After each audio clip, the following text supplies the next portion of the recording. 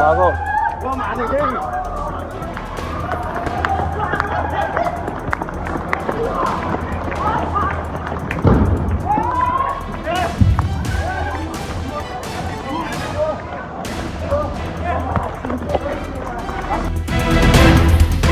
সম্প্রতি কাতারে থাকা বাঙালি প্রবাসী একজনের ধারণ করা ভিডিওতে দেখা যায় একটি বোমা তাদের উপর আছড়ে পড়ছে।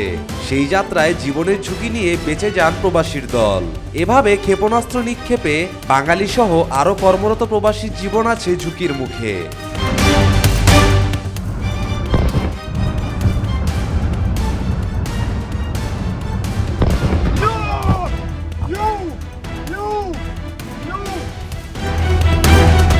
তবে ইরান কেন কাতার, সৌদি, দুবাইকে লক্ষ্য করে ক্ষেপণাস্ত্র ছুড়ছে?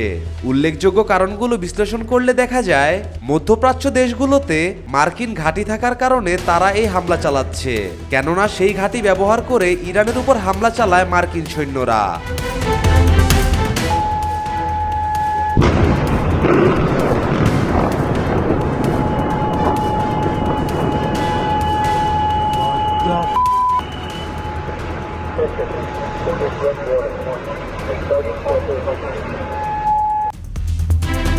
তবে কি তৃতীয় বিশ্বযুদ্ধের দিকে এগোচ্ছে বিশ্ববাসী? ইরান ইসরায়েল হামলা নিয়ে দুটি দেশ থেকে বেশ কয়েকটি দেশে এই যুদ্ধ ইতিমধ্যে ছড়িয়ে পড়েছে। অপরদিকে উত্তর কোরিয়ার প্রেসিডেন্ট কিম জন উন ইসরায়েলকে হুঁশিয়ারি দিয়ে বলেছেন, ইসরায়েলকে ধ্বংস করার জন্য আমাদের একটি মিসাইলই যথেষ্ট।